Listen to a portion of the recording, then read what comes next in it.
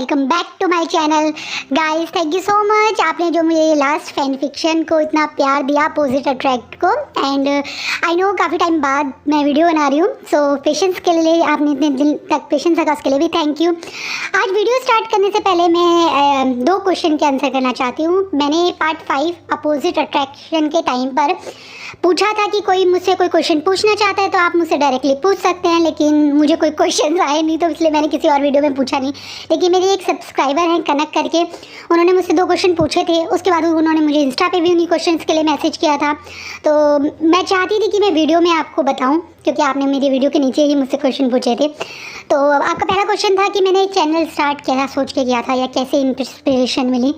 मैंने ये fan fiction जो आप कहेंगे जर्नी स्टार्ट की थी 2019 से, जब मतलब ये कोरोना वायरस वाला टाइम था, तब अनटेंट आया था और मैं बहुत बड़ी फ़ैन हूँ के ड्रामा और सी ड्रामा की, तब मैंने अनटेंट देखना स्टार्ट किया था।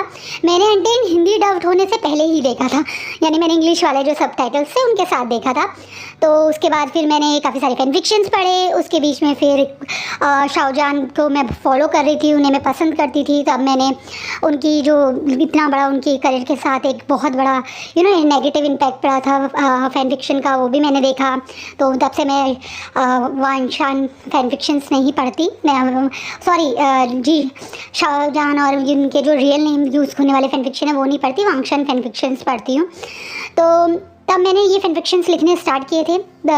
स्टोरी आती थी, खाली बैठे रहते थे तो पेन पे लिख लिए। तो मैंने उसके बाद फिर 1-2 लोगों से डिस्कशन करी मतलब अपने फ्रेंड्स से। मेरी फैमिली को अभी तक नहीं पता मैं चैनल चलाती हूँ, तो उन्होंने बोला कि आप वीडियो स्टार्ट कर दो, और मैंने वीडियो स्टार्ट कर दी। तो आपको पता चल गया, आपके दोनों क्वेश्चन के आंसर मिल गए कि मैं कैसे मतलब कैसे वांशान की फ़ैन बनी और कैसे मैंने ये चैनल शुरू किया। आई एम सॉरी जो 2 मिनट तक बोर हुए उन लोगों के लिए, पर मैं चाहती थी कि मैं कनक को एड्रेस वीडियो पे ही करूं, इसलिए मैंने वीडियो पे करा। अब आज का एक न्यू फैन फिक्शन पे आते हैं। जैसा आपने टाइटल सुना होगा, ये फैन फिक्शन कुछ ऐसा ही है, love to hate, hate to love story है। इस फैन फिक्शन में आप देखेंगे कि किस तरीके से 2 पर्सन बार बार डेस्टिनी के थ्रू मिलते हैं। कभी लगता है कि वो बहुत लकी हैं, बहुत ज़्यादा ब्लेस्ड हैं कि बार बार उन्हें उनकी डेस्टिनी मिलाती है। कभी लगता है कि वो बहुत कर्स्ड हैं, बहुत अनलकी हैं, क्योंकि बार बार उनकी डेस्टिनी उनको जब भी मिलाती है उनके साथ कुछ बुरा होता है या किसी बुरी नेगेटिव चीज़ के कारण वो अलग हो जाते हैं। स्टोरी इसी तरह से चलेगी, ज़्यादा डिटेल में मैं स्टोरी सुनेंगे तो ज़्यादा मज़ा आएगा। दूसरा मैं आपको बता देती हूँ, ये ओमेगा वर्जन है। इसमें आपको अल्फ़ा बीटा ओमेगा जैसे टर्म्स सुनने को मिलेंगे। ये एक modern plus historical fan fiction है। मतलब इसमें जो पैक्ट्स होते हैं उनको हम क्लैन के नाम से जानेंगे, और जो भी मतलब जितना भी आप देखेंगे कैरेक्टर्स आते रहेंगे वो अल्फ़ा बीटा और ओमेगा के थ्रू हम डिवाइड कर लेंगे। मॉडर्न वर्जन ऐसा रहेगा कि 21 सेंचुरीज़ में जो अपडेट और ग्रेजुएट्स होते हैं वो इन सब में आपको सुनने के लिए मिलेंगे। अब इस फैन फिक्शंस के कैरेक्टर से मैं आपको इंट्रोड्यूस करती हूँ। सबसे पहले मिलिए विभूषण से। विभूषण एक ओमेगा हैं। उसके बाद मिलिए लांगवांगजी से, जो कि एक अल्फ़ा हैं। उनके ब्रदर लांशीचैन, वो भी एक अल्फ़ा हैं। विभूषण के ब्रदर और सिस्टर से, विभूषण के ब्रदर जनचा, जो कि एक बीटा हैं, और उनकी सिस्टर यानली, वो भी एक बीटा हैं। इसके बाद इस फैन फिक्शन के 2 मेन कैरेक्टर, मिंगयाओ जो एक बीटा हैं, और उनकी छोटी बहन इसमें एक मैंने कैरेक्टर इंट्रोड्यूस किया है, मिंगयाओ की छोटी बहन मिंग हुई से। मिंग हुई जो हैं वो एक अल्फ़ा हैं। इसके अलावा बाकी जैसे जैसे आपके कैरेक्टर इंट्रोड्यूस होंगे मैं आपको उसके अकॉर्डिंगली उनके बारे में बताती रहूँगी। So let's get started. Cultivation world कहने के लिए अब काफ़ी मॉडर्न हो गया है। बड़ी बड़ी ट्रेजेड, high tech cities, bullet trains, metro train, सब कुछ अब इन कल्टीवेशन वर्ल्ड में आ चुका है। लेकिन एक चीज़ है जो कल्टीवेशन वर्ल्ड में अभी तक मॉडर्न नहीं हुई है।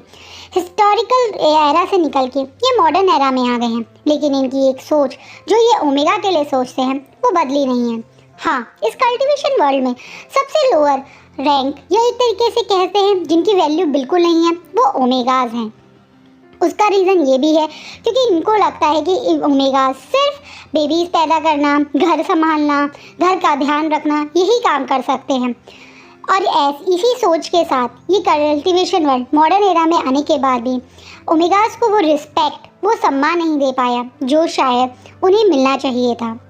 यही कारण है कि इस कल्टिवेशन वर्ल्ड के बड़े बड़े पैक या कह सकते हैं क्लैंस के लीडर्स और उनके पार्टनर्स अल्फ़ा ही हैं।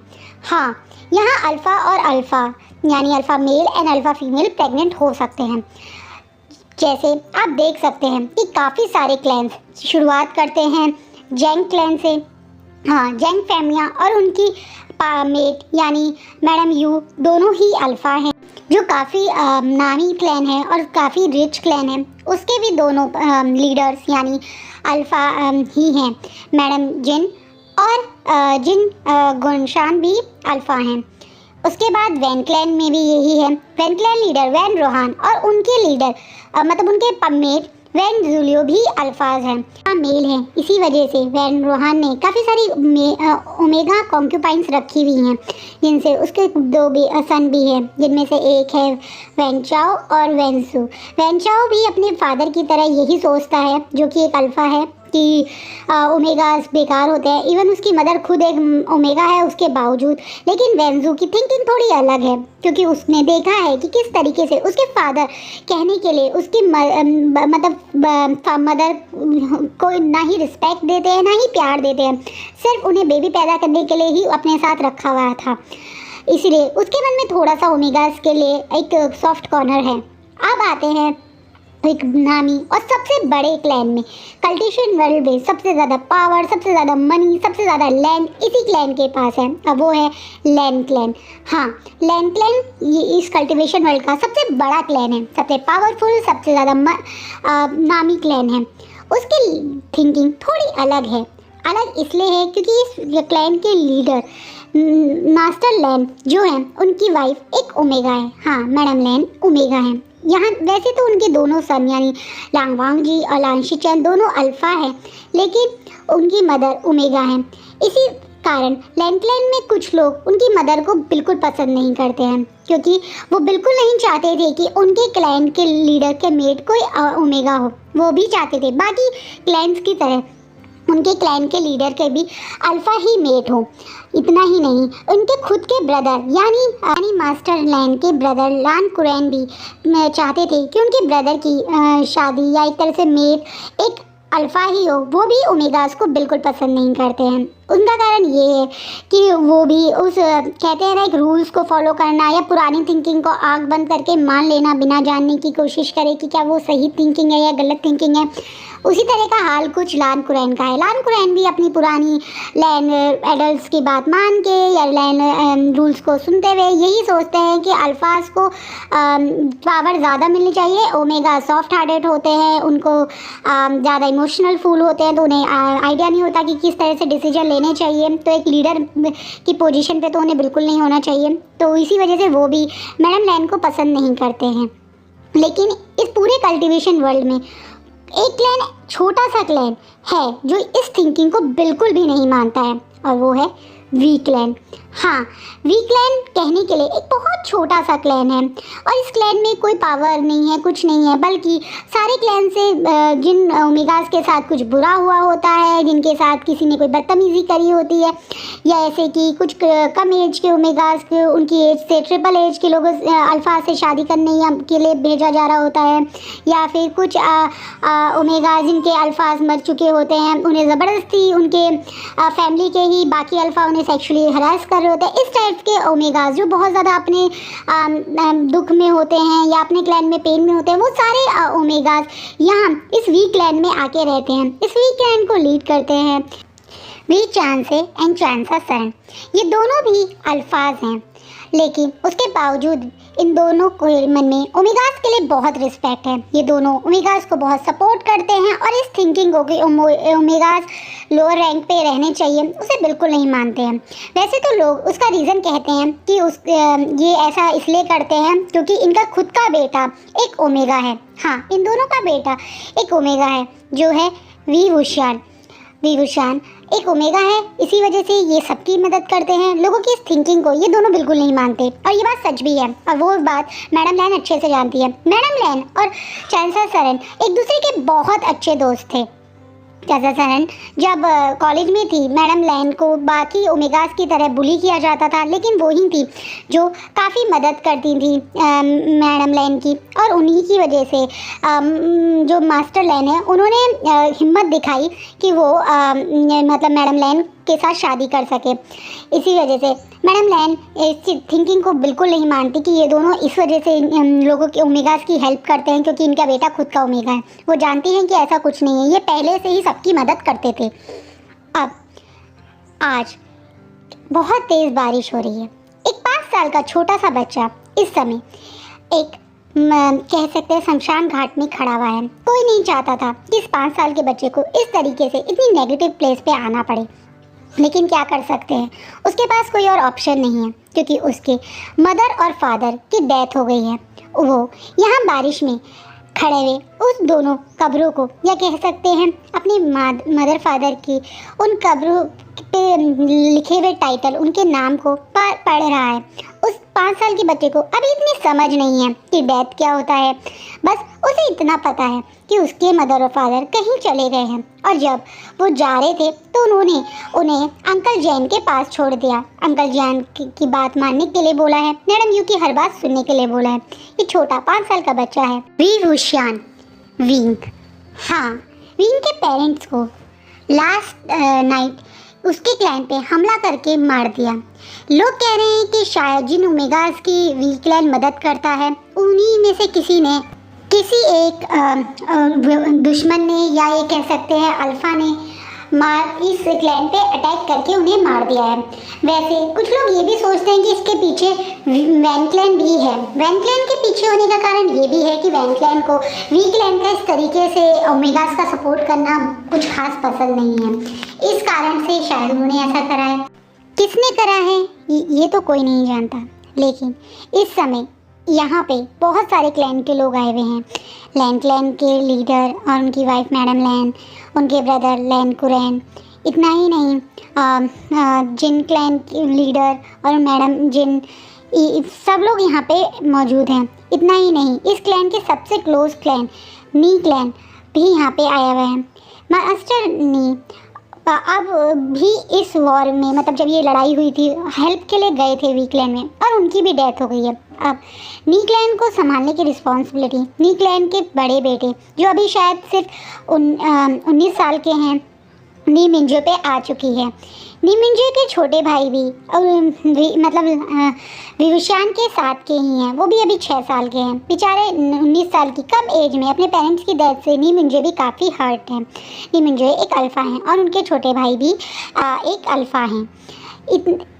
इस समय यहाँ पे खड़ा हुआ हर कोई बहुत अपसेट है क्योंकि कहीं ना कहीं वो बिल्कुल इस बच्चे को, इस 5 साल के बच्चे को इस पेन में देखना नहीं पा रहे हैं। मैडम लैन तो सच कहें तो दिल से बहुत ज़्यादा दुखी हैं। वो चाहती हैं कि वो विंग को अपने पास ले जाए, लेकिन वो अच्छे से जानती है कि उनके क्लैन में ओमेगास की भी ज़्यादा रिस्पेक्ट नहीं है, इसलिए वो भी शांत हैं। वो खुश हैं कि कम से कम वो जैन फैमिया के पास है। जैन फैमिया के क्लैन में ओमेगास के साथ इतना बुरा व्यवहार नहीं होता जितना बुरा व्यवहार जिन क्लैन, वैन क्लैन और लैन क्लैन में ओमेगास के साथ होता है। इस वजह से मैडम लैन मन में वो चाहती तो थी कि वो विभूषण को अपने पास रखें, लेकिन वो फिर भी खुश हैं कि कम से कम चलो वो है तो मैडम यू और जैन फैमिया के सिक्योरिटी में। मैडम यू और जैन फैमिया अपने दोस्त यानी वी चांसे से मिलने गए थे लास्ट नाइट, और वहाँ पे जब ये अटैक एकदम से हुआ तो वी चांसे ने उनसे रिक्वेस्ट की कि वो विभूषण को लेके वहाँ से चले जाएं, और उन दोनों ने वैसे ही किया। उस समय उन्हें उस बेबी का ध्यान रखना ज़्यादा सही लगा क्योंकि उन्हें लगा था कि ये दोनों बहुत स्ट्रॉन्ग कल्टिवेटर हैं, ये खुद को सेव कर लेंगे, लेकिन ऐसा हो नहीं पाया। इन दोनों की डेथ हो गई और अभी सब लोग यहाँ अपसेट खड़े हैं। विंग, जिसे 5 साल के बच्चे को ज़्यादा क्या याद होगी अपनी मेमोरी, उसे बस अब आज से एक रात पहले यानी इस नाइट से एक नाइट पहले उसकी मदर जो उसे स्टोरी सुना रही थी वो स्टोरी याद है, उसे याद है। उसकी मदर ने उसे एक प्यारी सी लव स्टोरी सुनाई थी जिसमें एक अल्फ़ा बॉय था एक ओमेगा बॉय था। दोनों एक दूसरे से प्यार करते थे, दोनों एक दूसरे के लिए फीलिंग रखते थे। उसके अपनी मदर की बस एक लाइन याद है जिसमें उसकी मदर ने बोला था कि कभी भी किसी की लाइफ में अगर तुम जाओ तो उसकी हैबिट मत बनो बल्कि उसकी नेसेसिटी बनो। हाँ, एक आदत बन के मत रह जाना कि तुम उसके हस्बैंड हो तो उसे रोज़ तुम्हें प्यार करना पड़े या कि तुम्हारे साथ फॉर्मेलिटी करने पड़े, वो हैबिट नहीं बल्कि उसके हैप्पीनेस बनना, ताकि जब भी वो तुमसे तुम्हारे पास हो तो उसे वो खुशी मिले, जब तुम उसके पास हो तो खुशी मिले। इस छोटे से बच्चे को प्यार, खुशी, हैप्पीनेस जैसे बड़े वर्ड्स का मतलब नहीं पता, पर उसे ये पता है कि हाँ, उसकी लाइफ में जब कोई अल्फ़ा आएगा तो वो उसकी हैबिट नहीं बल्कि उसकी हैप्पीनेस बनना चाहेगा। 5 साल का विंग सबको देख रहा है, अपनी सराउंडिंग को देख रहा है, वो देख रहा है सब लोग उसे बहुत दया भरी, बड़ी पिटीफुल नज़रों से देख रहे हैं। उसे ये तो नहीं पता ऐसा क्या हुआ, उसे तो लग रहा है कि उसकी मम्मी और पापा भी आ जाएंगे उसे अंकल आंटी के पास से उसे लेने। उसे ये नहीं पता अब वो कभी वापस नहीं आएंगे। यहाँ खड़ा ये हर कोई ये जानता है, लेकिन ये बेचारा विंग नहीं जानता है। मैडम यू विंग के पास आती हैं और बड़े प्यार से उसे अपने साथ ले जाती हैं जेन क्लैन में। जेन क्लैन और लैन क्लैन एक दूसरे के बिल्कुल अपोजिट है। बीच में एक रिवर जाती है, एक साइड पे पूरा जेन क्लैन बसा हुआ है और दूसरी साइड पे पूरा लैन क्लैन बसा हुआ है। ये एक मॉडर्न सोसाइटी है, तो बीच में एक बड़ा सा ब्रिज है जिसपे ट्रेन, कार्स और उस तरह के बड़ा से इस ब्रिज के दो तीन टाइप से ये ब्रिज है, जिसमें एक साइड ट्रेन जाती हैं, बीच में एक बड़ा सा फ्लाईओवर हाईवे है, उसके साइड में छोटी सी लेन है जिस पर लोग साइकिलिंग करते हैं। दोनों क्लैन्स एक दूसरे के बहुत ज़्यादा क्लोज हैं, दोनों क्लैन एक दूसरे को बहुत पसंद करते हैं। जिन क्लैन छोटा क्लैन है, लैन क्लैन बहुत बड़ा क्लैन है, तो जिन क्लैन के पास छोटे से एरिया में बसा हुआ है तो वो एक तरीके से लैन क्लैन के जिससे जो बिज़नेस आता है, यानी लैन क्लैन में जाके जो जिन क्लैन के लोग बिज़नेस करते हैं या जॉब्स करते हैं उन्हीं से ये जिन क्लैन चलता है। तो लैन क्लैन के ऊपर ऑलमोस्ट ऊपर डिपेंड है ये जिन क्लैन, इसी वजह से ये बिल्कुल लैन क्लैन के पास में ही बसा हुआ है। मैडम यू विंग को अपने क्लैन यानी अपने पैक्ट में ले जाती हैं, वहीं पे अपने दोनों बच्चों से मिलवाती हैं। आज पहली बार ये दोनों यानी यानली और जंचा विंग से मिल रहे हैं। कई बार इन्होंने अपने मदर और फादर के मुंह से सुना है कि उनके अंकल आंटी का एक छोटा सा प्यारा सा क्यूट सा ओमेगा बेटा है जो उनका ब्रदर भी लगता है, क्योंकि एक तरीके से जैन फैमिया और वी चांद से एक दूसरे के लॉन्ग दूर के कज़न थे, तो उनमें अपने भाई की तरह ही ट्रीट करते थे। तो ये दोनों इस छोटे से विंग को देख के बहुत खुश होते हैं।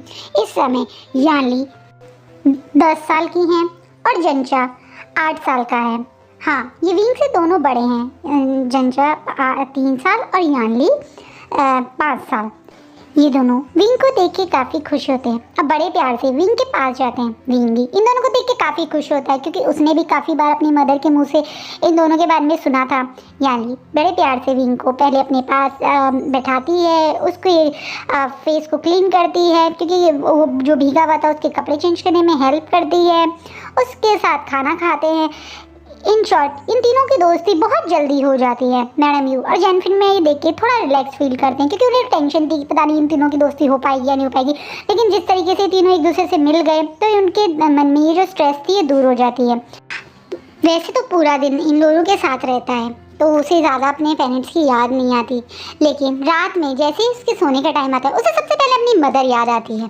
और ये चीज़ जैन फैमिली और मैडम यू ऑब्जर्व कर सकते हैं। भाई वो है तो अभी सिर्फ 5 साल का बच्चा, ऐसे कैसे हो सकता है कि वो अपने पेरेंट्स को याद ना करे। लेकिन मैडम यू और जैन फैमिली उसे बड़े प्यार से समझा के कि उसके मदर और फादर अब स्टार बन गए हैं, ऊपर से विंग को देख रहे हैं, इस तरह की प्यारी सी बात करके उसे किसी तरह से सुला देते हैं। एक दिन ऐसे ही दिन बीत रहे थे, काफ़ी दिन बीत चुके थे।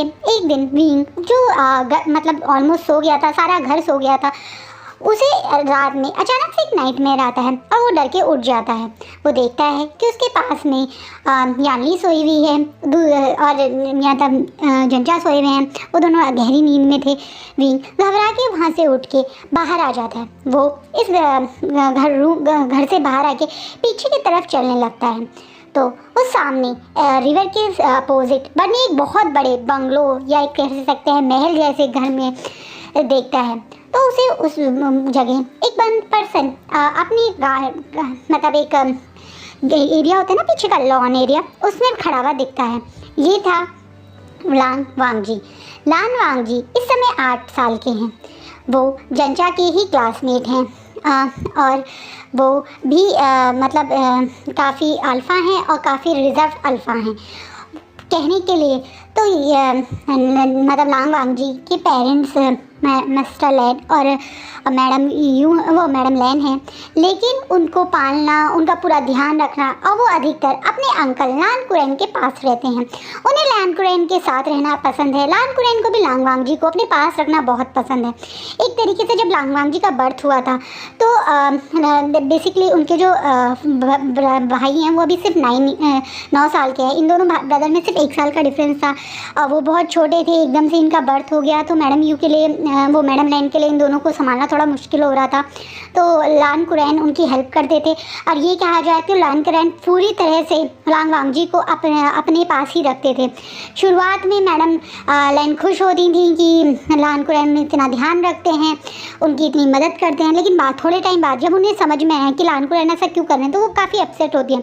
लान कुरैन के छोटे से बेटे को अभी से अल्फाज क्यों कैसे बिहेव करना चाहिए, लान अल्फाज कैसे हैं, लान अल्फाज के रूल्स क्या होते हैं, लान क्लैन किस तरीके से काम करता है, अभी से उसे उस तरह की चीज़ें सिखाने लगे हैं। और लान वांगजी क्योंकि वो बचपन से ये चीज़ सीखता हुआ आ रहा था तो वो भी लान कुरैन के ज़्यादा क्लोज हो गया और वो पूरी तरह से जैसा लान कुरैन उसे बनाना चाहते थे वैसा ही बन गया है।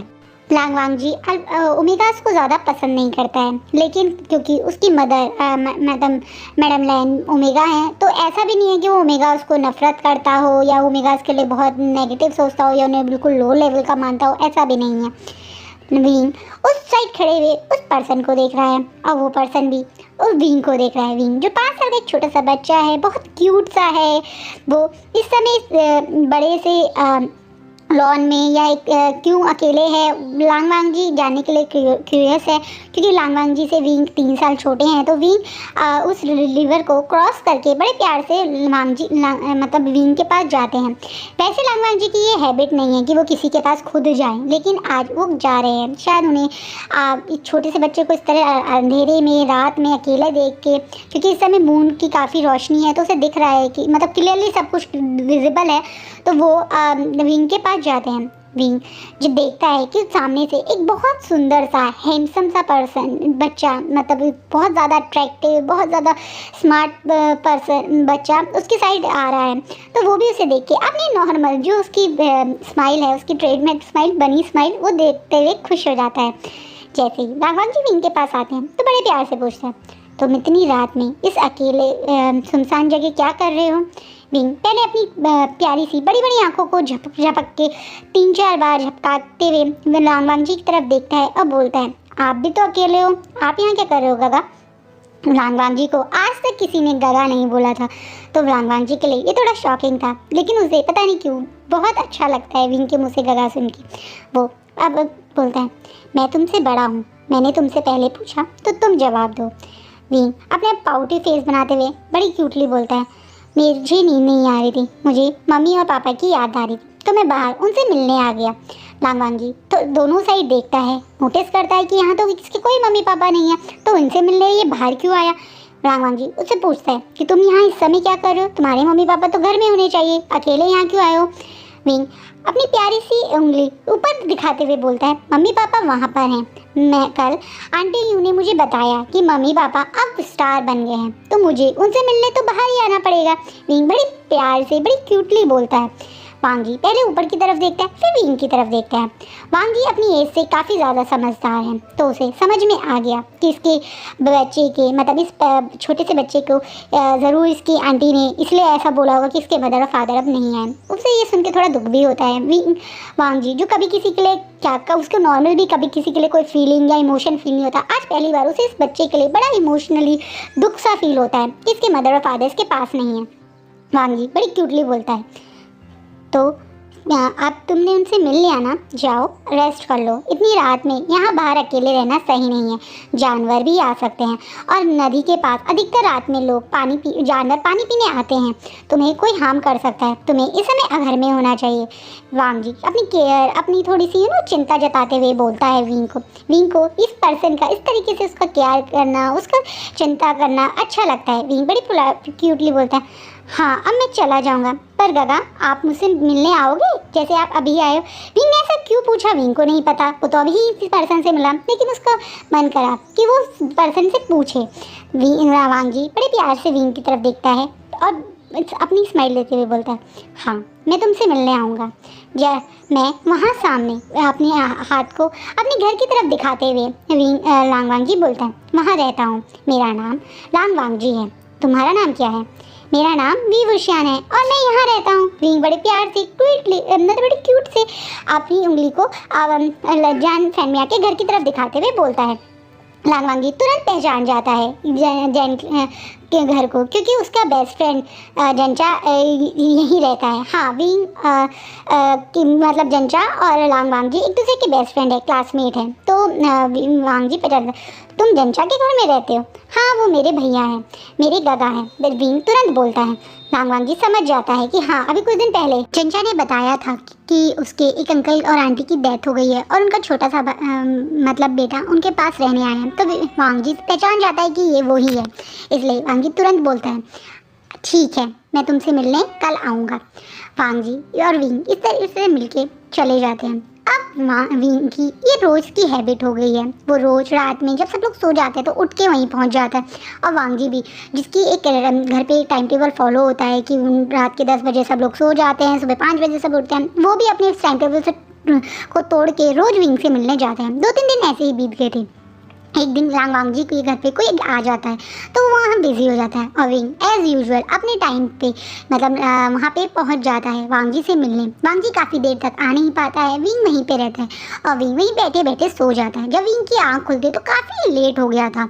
जब विंग कि अब करीबन रात के 11-12 बज गए थे। नॉर्मली ये दोनों 9:30 बजे तक मिलके अपने अपनी जगह चले जाते थे, लेकिन आज काफ़ी लेट होने की वजह से विंग जब उठता है तो वो डर जाता है। एक काफ़ी अंधेरा हो गया था, दूसरा अब उसे वहाँ पे लांग वांग जी नहीं आए थे तो उसे लगा कि कभी वो दोबारा मिलने नहीं आए, तो अब वो उसे कुछ दिख भी नहीं रहा था।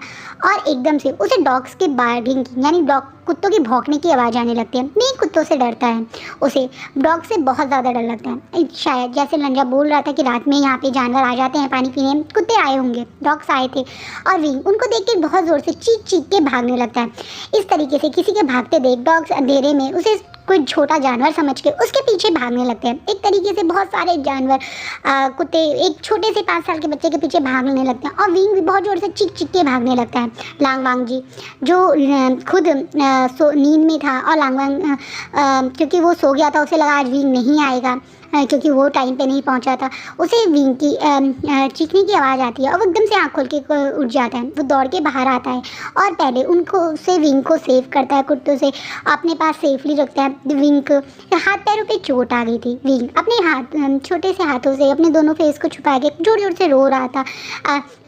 विंग को इस तरीके से देख के वांग जी को मन में बहुत दुख होता है। वांग जी बड़े प्यार से पहले उसका फेस साफ करता है रिवर के पानी से, फिर उसके हाथ पैरों पे जो चोट लगी थी उसे क्लीन करता है और मतलब दौड़ के अपने घर से विंग के लिए फ़र्स्ट एड लाता है, उसे फ़र्स्ट एड करता है, फिर उसे लेकर उसके घर तक जाता है और उस जंचा को बुला के उसे वहाँ तक भेजता है। कहने के लिए एक छोटा सा इंसिडेंट था डॉग्स का, लेकिन इस इंसिडेंट से विंग के मन में वांग जी के लिए एक बहुत बड़ा स्पेशल कॉर्नर बन जाता है। हमारे छोटे से विंग को जो उसकी मदर ने स्टोरी सुनाई थी अल्फ़ा की कि वो अल्फ़ा स्ट्रांग होते हैं, सेव करते हैं, प्यार करते हैं, ध्यान रखते हैं, वो सब चीज़ याद वांग जी ने विंग के लिए करी।